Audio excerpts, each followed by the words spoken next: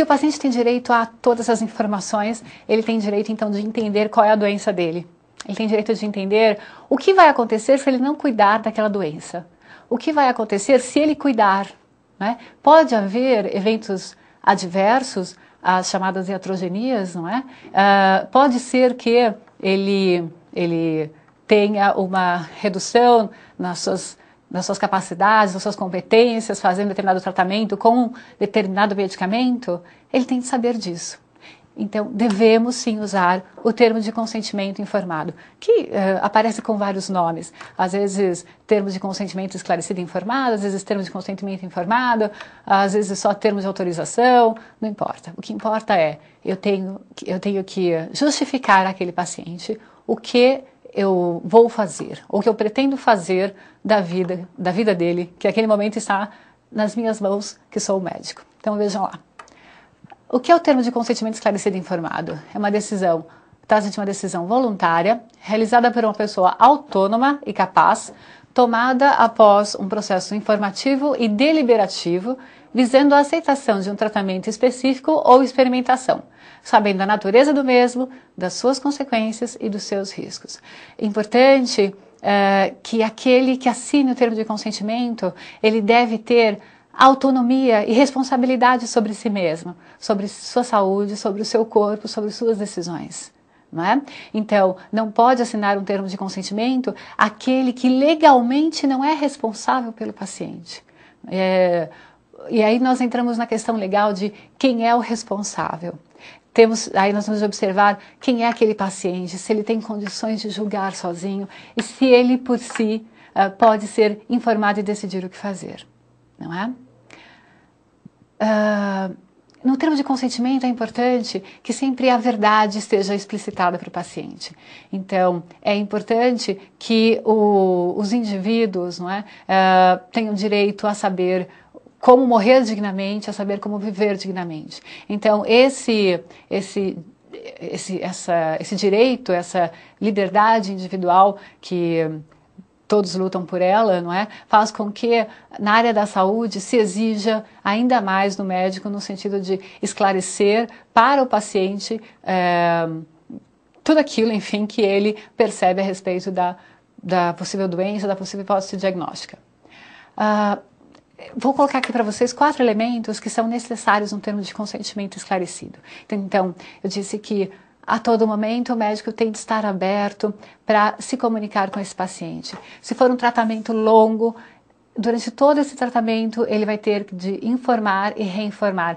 Uma característica do termo de consentimento médico esclarecido, né, desse termo de autorização, é de que ele seja atual.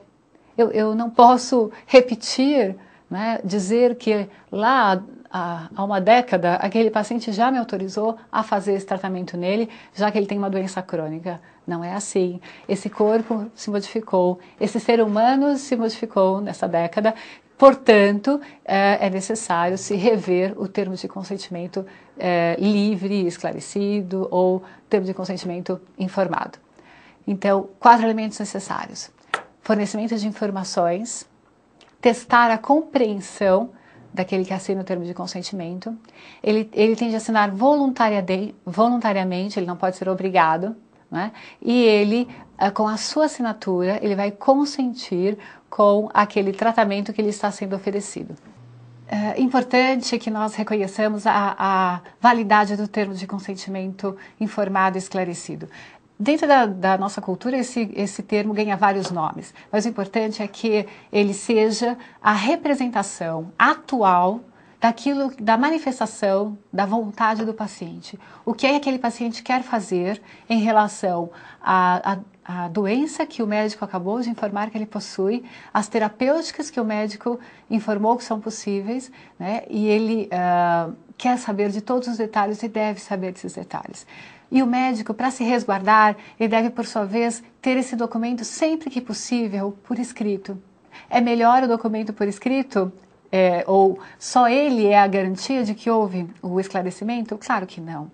Claro que dentro de uma sala de consultório, entre 4 paredes, o médico pode esclarecer ao paciente os problemas que ele possui, enfim, A única questão é que judicialmente nós não temos como provar. Então, a assinatura, não é? O ok, por vezes até filmar, gravar, não é? O momento dessa conversa, desde que autorizado pelo paciente, pode ser uma prova muito importante se eventualmente houver uma demanda judicial. Bom, o conceito que nós temos de termo de consentimento esclarecido e informado é o seguinte: trata-se de uma decisão voluntária, realizada por uma pessoa autônoma e capaz, tomada após um processo informativo e deliberativo, visando a aceitação de um tratamento específico ou experimentação, sabendo a natureza do mesmo, das suas consequências e dos seus riscos. O que o médico deve fazer sempre? Dizer a verdade para o paciente, né? Dizer a verdade está pautado no princípio da beneficência, mais do que nos princípios de autonomia e de justiça. Então, o médico sempre deve procurar o bem do paciente. Ele, portanto, deve ao paciente a verdade, a não ser que o paciente não queira saber a verdade, né? Então, é um direito do paciente também não querer saber sobre a sua doença. A ênfase dada pela sociedade odierna às liberdades individuais, à autodeterminação, aos direitos do consumidor, aos direitos reprodutivos, ao direito de uma morte digna, entre outros, impulsionou um movimento em prol da defesa dos direitos individuais na área de saúde. E aí nós devemos fazer constar nesse termo de consentimento livre e esclarecido os elementos que são imprescindíveis. O fornecimento de informações, o médico deve escrever sobre aquilo que ele passou para o paciente. Perceber se o paciente compreendeu. Então, a compreensão é um elemento imprescindível no termo de consentimento, porque não basta que estejam escritas todas as possíveis intercorrências, complicações, vamos supor, que seja um procedimento cirúrgico. É necessário que aquele paciente entenda o que se está passando, o que o médico está passando para ele. É necessário que o termo de consentimento seja voluntário e o consentimento, por fim, é o que eu falei de ter o termo escrito e, se possível, assinado. É importante entender essa questão do termo de consentimento. Existem vários padrões de termo de consentimento, às vezes até que pelos hospitais são padronizados mesmo. Então, existem formulários que as pessoas entendem que devam ser preenchidos para que, através daquele formulário, o paciente esteja consciente. Mas não é esse o objetivo do termo. Eu não quero apenas um papel assinado, para que eu diga depois que, veja, tenho a assinatura do paciente, judicialmente ele foi informado. Eu tenho que, por respeito a esse paciente, não é? Pela autonomia do paciente, eu tenho que deixar claro exatamente para ele tudo aquilo que ele precisa saber. É claro que há termos que são muito técnicos, não é?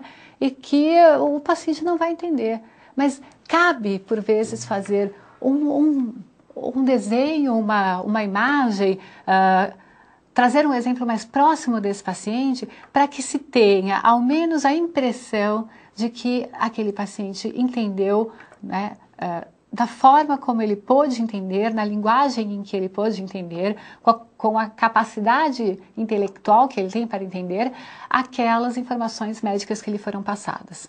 Tudo bem? Então vamos lá. No caso de doenças graves com procedimentos diagnósticos e terapêuticas prolongadas, a informação deverá ser explicitada durante todo o tratamento. O médico deve compreender a personalidade do paciente, observar as condições das quais evolui para a transmissão das informações, mas jamais deve ocultá-las, salvo a pedido do próprio paciente. O médico deve falar sobre complicações, intercorrências, possibilidade de insucesso, para jamais levar o paciente a desconhecer a complexidade da medicina. A informação do médico deverá ser verdadeira e completa, mas adaptada à cultura e condições psicológicas do paciente. Por fim, a responsabilidade de informar o paciente cabe ao médico que acompanhará e coordenará os procedimentos diagnósticos e terapêuticos. O consentimento informado escrito deve ser a manifestação inequívoca em determinados processos diagnósticos e terapêuticos da vontade do paciente. Todas as possíveis opções devem ser declaradas. Bom, então, um resumo, esse é a nossa Bíblia, né, aquilo que nós devemos seguir, nosso protocolo sobre termos de consentimento. Eu não devo mentir, salvo se o paciente me pedir, eu não devo ocultar qualquer informação que seja importante para que aquele paciente decida por um ou por outro caminho terapêutico. Ponto importantíssimo que traz uma série de problemas para o profissional. A relação médico-paciente traz muitas informações para o médico sobre uma pessoa que algumas vezes ele acaba de conhecer, a sua primeira consulta, e ele naquele momento já tem um volume de fatos revelados por essa pessoa extremamente significativos, importantes, né? E é sempre importante que o médico entenda que ele tem um segredo que lhe foi confiado, mas não lhe foi confiado à toa, lhe foi confiado porque o paciente precisa acreditar nele para que o paciente se coloque nas mãos dele para ser tratado. Então, o sigilo profissional, ele é tão importante que, inclusive, a previsão, né, no direito penal de que a quebra do sigilo pode significar um delito. Então, vejamos as situações. O conceito: o sigilo médico profissional é dever inerente ao desempenho da profissão médica, caracterizando a sua violação, infração ética, penal e mesmo civil. Na área do direito civil, é cabível juridicamente a responsabilização, reparação, caso haja dano material ou moral ao paciente que tiver os seus dados clínicos tornados públicos. Esse sigilo profissional, esse segredo médico que deve ser guardado, ele é normatizado pelo CFM. Então, vejamos a resolução 1605 de 2000, que versa sobre essa questão do sigilo. Sobre o sigilo profissional, o segredo médico, nós temos uma normatização do CFM e outras disposições legais que eu vou passar rapidamente para vocês, para que haja o conhecimento desse embasamento da importância do médico, do segredo que o médico guarda. Então, a resolução 1605 de 2000 traz: o médico não pode, sem o consentimento do paciente, revelar o conteúdo do prontuário ou ficha médica. Nos casos do artigo 269 do Código Penal, onde a comunicação da doença é compulsória, o dever do médico restringe-se exclusivamente a comunicar tal fato à autoridade competente, sendo proibida a remessa do prontuário médico do paciente. Na investigação da hipótese de cometimento de crime, o médico está impedido de revelar segredo que possa expor o paciente a processo criminal.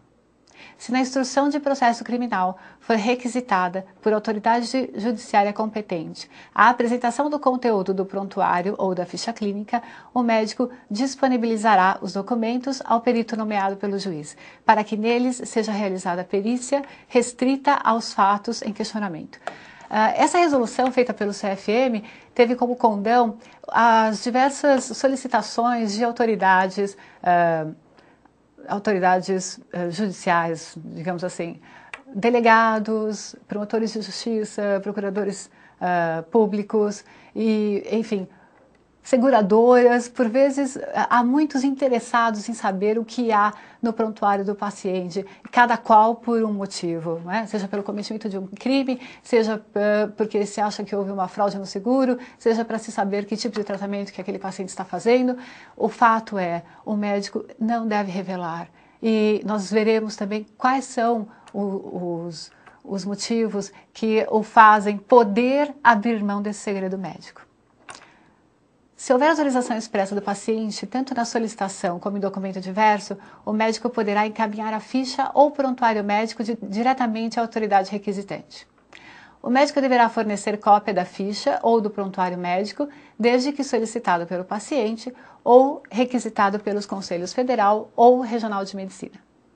Para sua defesa judicial, o médico poderá apresentar a ficha ou prontuário médico à autoridade competente, solicitando que a matéria seja mantida em segredo de justiça.